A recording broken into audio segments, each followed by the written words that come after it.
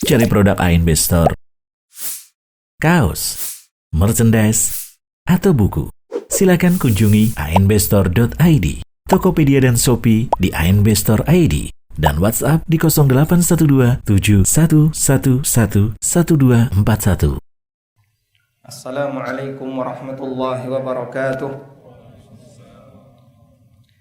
Innal hamdalillah nahmaduhu wa nasta'inuhu wa nastaghfiruh wa na'udzu billahi min shururi anfusina wa sayyiati a'malina.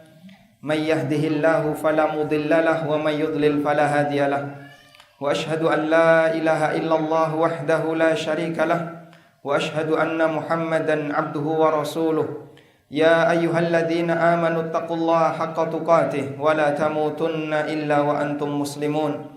Ya ayyuhan nasu taqu rabbakumul ladzi khalaqakum min nafsin wahidah wa khalaqa minha zawjaha wa batha minhuma rijalan katsiran wa nisaa'a wattaqullaha alladzi tasaaluna bihi wal arham innallaha kana 'alaikum raqiba. Ya ayyuhalladzina amanu taqullaha wa qulu qawlan sadida yuslih lakum a'malakum wa yaghfir lakum dhunubakum wa may yuti'illaha wa rasulahu faqad faza fawzan 'azima. Amma ba'du, fa inna asdaqal hadithi kitabullah wa inna khairal huda huda nabiyyina Muhammadin sallallahu alaihi wasallam wa syarral umuri muhdatsatuha fa inna kulla muhdatsatin fid dini bid'ah wa kulla bid'atin dhalalah wa kulla dhalalatin finnar. Wa usalli wa usallim ala nabiyyina Muhammadin wa ala alihi wa sahbihi. Jamaah dimulakan Allah Subhanahu wa taala, kita bertakbir di hari yang mulia ini dengan memperbanyak mengagungkan Allah Subhanahu wa taala. Allahu akbar, Allahu akbar, Allahu akbar. La ilaha illallah wallahu akbar. Allahu akbar walillahil hamd. Allah Subhanahu wa taala menciptakan para makhluknya, dan Allah memilih di antara makhluknya ada yang lebih mulia dibandingkan yang lain. Maka sebagaimana ada tempat yang lebih mulia dibandingkan dataran bumi yang lainnya, seperti tanah haram, kota Mekah, kota Madinah, dan Masjidil Aqsa, demikian pula Allah Subhanahu wa taala memilih sebagian waktu yang Allah ciptakan lebih mulia dibandingkan waktu yang lain. Di antaranya adalah 10 hari pertama bulan Dzulhijjah, di mana Allah Subhanahu wa taala berfirman menjadikan 10 hari pertama bulan Dzulhijjah ini sebagai bagian dari sumpah dalam Al-Qur'an. Seperti yang Allah katakan, wal fajri wa layalin ashr, demi waktu fajar dan 10 pertama, dan yang dimaksud adalah 10 pertama bulan Dzulhijjah menurut pendapat sebagian ahli tafsir. Dan bagian dari bentuk takwa kepada Allah adalah memuliakan apa yang Allah muliakan, mengagungkan apa yang Allah agungkan, sebagaimana yang Allah firmankan dalam Al-Qur'an, wa may yu'azzim sya'airallah fa innaha min taqwal qulub. Barang siapa yang mengagungkan syiar agama Allah, sesungguhnya itu bagian dari ketakwaan yang terbit dari hati. Karena itulah bagi seorang mukmin yang mengagungkan Allah, maka sudah seharusnya kita mengagungkan apa yang Allah agungkan. Jangan jadikan 10 hari pertama bulan Dzulhijjah sebagaimana layaknya hari biasa. Tidak ada perubahan apapun yang kita lakukan dalam amal kehidupan kita sehari-hari. Karena itu Nabi SAW memberikan motivasi dalam hadis riwayat Bukhari dari Ibnu Abbas radhiyallahu anhuma. Rasulullah sallallahu alaihi wasallam bersabda, "Ma min ayyamin al-amalu salihu fiha ahabbu ilallah min hadhil ayyam."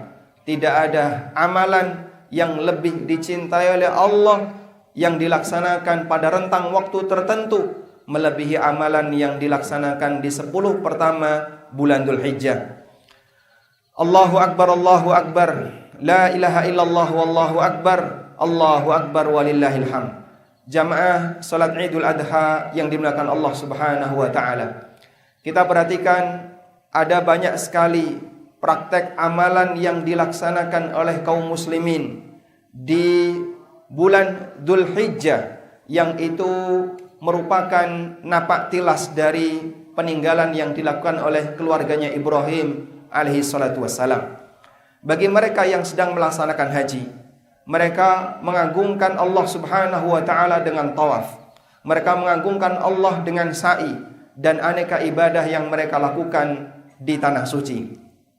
Bagi mereka yang berada di selain tanah suci, mereka mengagungkan Allah dengan banyak bertakbir, dan salah satunya adalah ibadah yang besar, yaitu menyembelih kurban.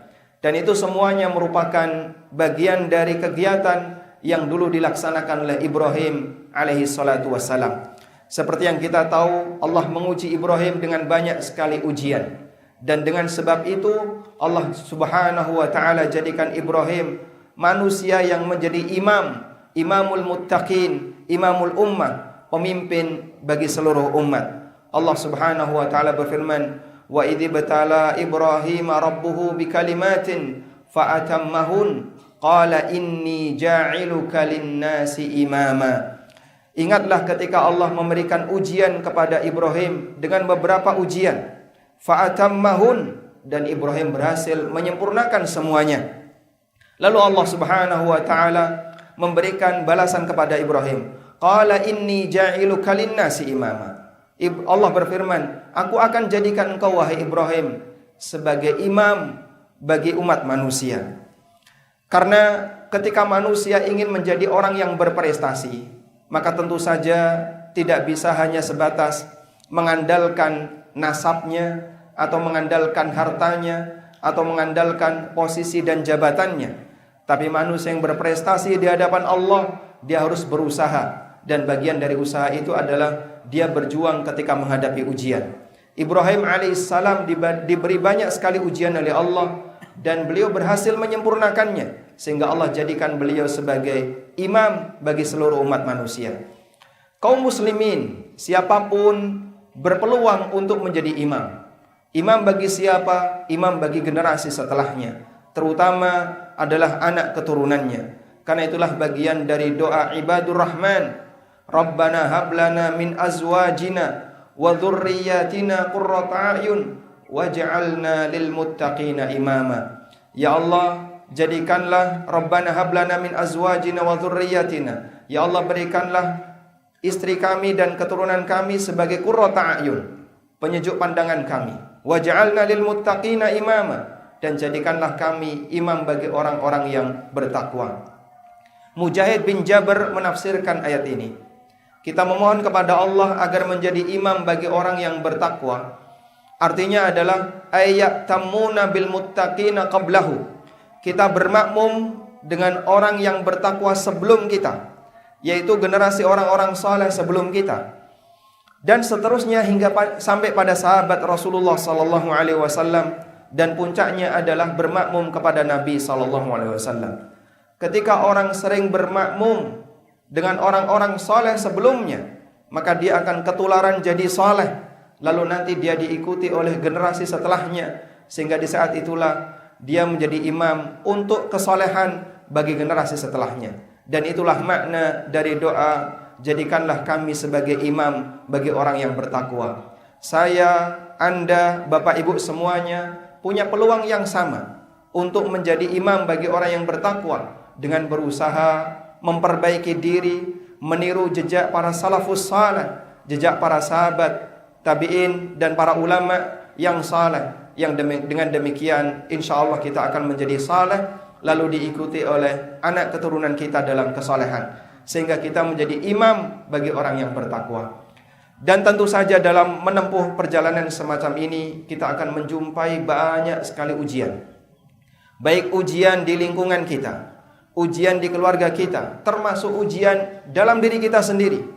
Mungkin ada sebagian di antara kita yang tidak semangat dalam melaksanakan sunnah Nabi SAW, tidak semangat dalam beribadah, sehingga ketika kita berusaha untuk melawan hawa nafsu kita, mengikuti apa yang diajarkan Nabi SAW, di antara buahnya adalah nama kita akan dijadikan sebagai imam bagi para generasi setelah kita. Allahu Akbar, Allahu Akbar, la ilaha illallah wallahu akbar, Allahu akbar walillahil hamd. Jamaah yang dimuliakan Allah Subhanahu wa taala. Kemudian pelajaran yang lain dari kondisi keluarga Ibrahim. Banyak sekali rutinitas dan amalan yang dilakukan oleh Ibrahim serta keluarganya diabadikan oleh Allah untuk dilaksanakan oleh kaum muslimin sampai akhir zaman.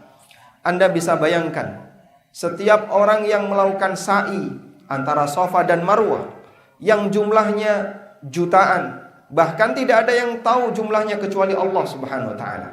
Maka setiap orang yang sa'i, Ibunda Hajar Ummu Ismail radhiyallahu anha turut mendapatkan pahalanya. Karena beliaulah orang yang pertama kali mempraktekkan semacam ini. Sehingga siapapun yang dia mempraktekkan kebaikan lalu diikuti oleh masyarakat generasi setelahnya, insya Allah pahala yang mereka laksanakan akan diberikan kepada orang yang pertama kali melakukannya. Nabi SAW bersabda, "Man sanna fil islami sunnatan hasanah." Barang siapa yang mengajarkan sunnah yang baik dalam Islam, falahu ajruha wa ajru man amila biha min ghairi ayyan qussa min ujurihim syai'a. Maka dia mendapatkan pahala mengamalkan sunnah itu dan pahala setiap orang yang mengikutinya. Dan untuk bisa semacam ini butuh perjuangan ikhlas yang besar. Karena amalan yang ikhlas itulah yang akan diabadikan oleh Allah Subhanahu wa taala. Pada waktu Imam Malik menulis kitab Al-Muwatta, ada sebagian orang yang memberikan masukan kepada beliau, "Ya Malik, qad kathurat al-muwatta'at." Wahai Imam Malik, kitab Al-Muwatta sudah banyak, ngapain nulis Al-Muwatta? Kata beliau, "Ma kana lillahi abqa." Amal yang dilakukan karena Allah, dia yang abadi.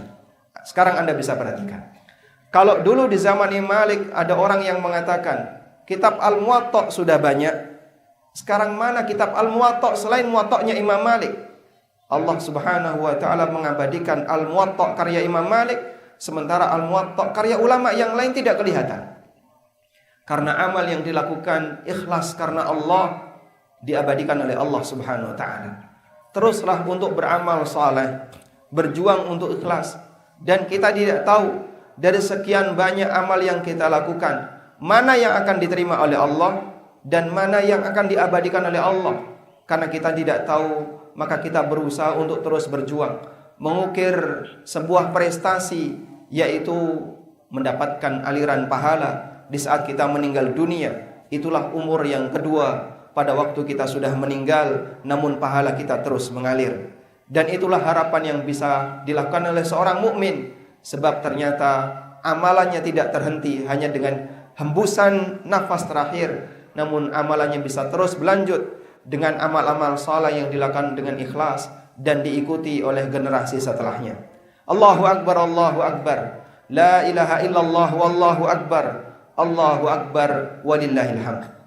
Selanjutnya jamaah, barangkali bagian dari pelajaran yang bisa kita jumpai beberapa hari terakhir ini, banyak kaum muslimin yang menghendaki untuk bisa berangkat haji, namun karena keterbatasan baik biaya maupun keterbatasan jumlah kuota, sehingga banyak di antara mereka yang tidak bisa melaksanakan.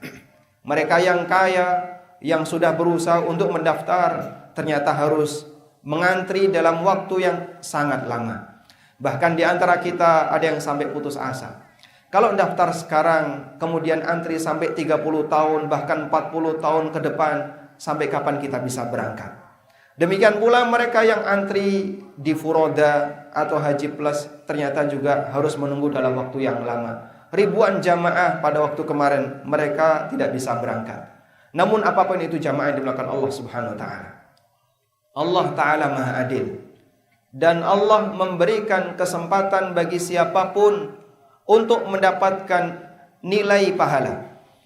Sebagaimana orang yang beramal, apabila dia punya semangat untuk melaksanakan amal itu, namun tidak bisa mewujudkannya, disebabkan karena uzur yang dia alami. Disebabkan karena uzur yang dia alami. Sehingga barangkali ada di antara kita yang ingin sekali semangat untuk berangkat haji, tapi kita membayangkan dengan keterbatasan dana, kayaknya tidak mungkin bisa ikut haji yang nilainya mahal. Kita hanya bisa daftar di reguler, itu pun antrinya sangat panjang. Dan kita tidak tahu tawakal ala Allah sampai kapan kita akan berangkat. Jamaah yang dimulakan Allah, bisa jadi kita berangkat haji dengan ruh kita, dalam arti kita punya semangat untuk memperbaiki diri, beramal saleh meskipun kita tidak berada di tanah suci. Dan Nabi SAW sewaktu pulang dari perang Tabuk, sebagaimana diceritakan oleh sahabat Jabir bin Abdullah radhiyallahu anhuma. Beliau mengatakan, "Falamma qadimna min Tabuk." Pada waktu kita pulang dari Tabuk, Rasulullah sallallahu alaihi wasallam kemudian bersabda, "Inna fil Madinati la aqwaman." Sesungguhnya di Madinah ada beberapa orang, masirtum masiran walahabattum wadiya. Setiap kali kalian menempuh sebuah perjalanan atau melewati sebuah lembah, illa kanu ma'akum, kecuali mereka mendapatkan pahala sebagaimana kalian. Masya Allah. Orang-orang ini tinggal di Madinah, tidak ikut berangkat menuju perang Tabuk. Namun kata Nabi SAW, apapun yang kalian alami, perjalanan yang kalian tempuh, kalian turun, naik ke atas bukit, turun ke lembah, dan kelelahan yang kalian alami, mereka yang berada di Madinah turut mendapatkan pahalanya. Habasahumul marad, orang semacam ini kenapa dapat pahala? Karena mereka punya semangat, namun mereka tidak bisa melaksanakan sebab mereka tertahan dengan rasa sakit, tertahan dengan sakit, kondisi sakit yang mereka alami. Bisa jadi di antara kita punya uzur karena tidak mampu. Bisa jadi di antara kita dia punya uzur karena barangkali dia tidak bisa mendapatkan kuota haji. Namun orang yang dia punya semangat untuk melaksanakan haji, insya Allah ketika dia melakukan amal soleh di tempatnya dengan giat melakukan ibadah kepada Allah, semoga dia bisa mendapatkan pahala sebagaimana mereka yang berada di sana. Inilah orang-orang yang mereka menempuh perjalanan dengan arwahnya, dengan rohnya, punya semangat untuk melakukan amal saleh meskipun dia tidak bisa mewujudkannya karena udzur yang dialaminya. Selanjutnya, sebagai khutbah yang terakhir, kami sampaikan kepada para ummahat, ibu-ibu, sebagaimana pesan Nabi SAW ketika beliau menyampaikan khutbah. Beliau sampaikan pesan khusus bagi para ibu-ibu. Rasulullah SAW ditampakkan kepada beliau neraka. Inni uritun nar, ditampakkan kepadaku neraka. Fa idza aktsara ahliha an-nisa, namun ternyata mayoritas penduduknya adalah wanita. Kemudian Rasulullah SAW perintahkan kepada mereka untuk memperbanyak sedekah. Ya ma'syaran nisa tasaddaqna, wahai para wanita, perbanyaklah sedekah. Sehingga ketika beliau ingatkan akan bahaya neraka, Rasulullah SAW ingatkan mereka untuk sedekah. Karena sedekah ini salah satu di antara cara untuk menjadi tameng bagi hamba Allah Subhanahu wa ta'ala dari panasnya neraka. Salah seorang wanita bertanya bukan karena protes, tapi ingin tahu sebabnya. Walima ya Rasulullah, apa sebabnya ya Rasulullah? Kemudian Nabi SAW bersabda, tukthirnal la'na wa takfurnal ashir. Nilai kesabaran yang ringan itulah yang menyebabkan wanita jadi mudah untuk mengeluh, mudah untuk mengumpat, mengucapkan kalimat-kalimat yang tidak diridhai oleh Allah Ta'ala, dan tidak bisa berterima kasih kepada suaminya. Sehingga kebaikan yang banyak barangkali dilupakan hanya gara-gara satu kesalahan. Kebaikan suami yang banyak dilupakan hanya gara-gara satu kekeliruan dalam pandangan matanya. Perlu untuk bersabar dalam menghadapi semua ini.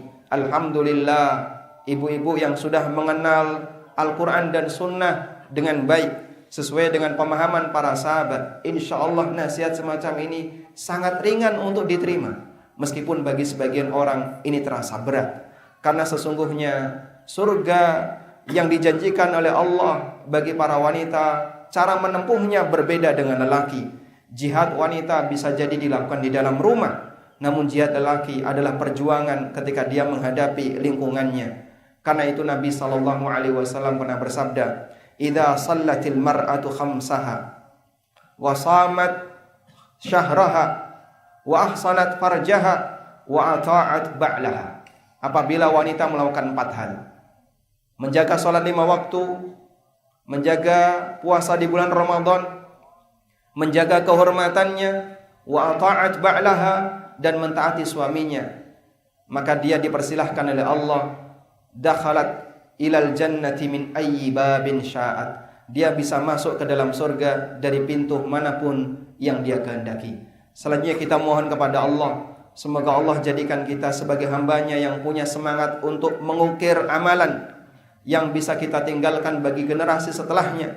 Dan kita mohon kepada Allah, semoga Allah jadikan kita sebagai imam bagi orang-orang yang baik, imam dalam ketaatan, imam bagi orang-orang yang bertakwa. Dan semoga Allah selalu jadikan kita sebagai hamba-hambanya yang istiqamah di atas jalan yang lurus. Allahumma salli ala Muhammad wa ala ali Muhammad kama sallaita ala Ibrahim wa ala ali Ibrahim innaka Hamidum Majid. Allahumma ighfir lil mu'minina wal mu'minat wal muslimina wal muslimat al ahya'i minhum wal amwat innaka sami'un qaribun mujibud da'awat ya qadiyal hajat. Allahumma inna nas'aluka al huda wat tuqa wal afafa wal ghina. Rabbana atina fid dunya hasanah wa fil akhirati hasanah wa qina adzaban nar. Rabbana hab lana min azwajina wa dhurriyyatina qurrata a'yun waj'alna lil muttaqina imama. Wa sallallahu ala nabiyyina Muhammadin wa ala alihi wa sahbihi wa sallam. Wa akhiru da'wana anil hamdulillahi rabbil alamin. Wassalamu alaikum warahmatullahi wabarakatuh.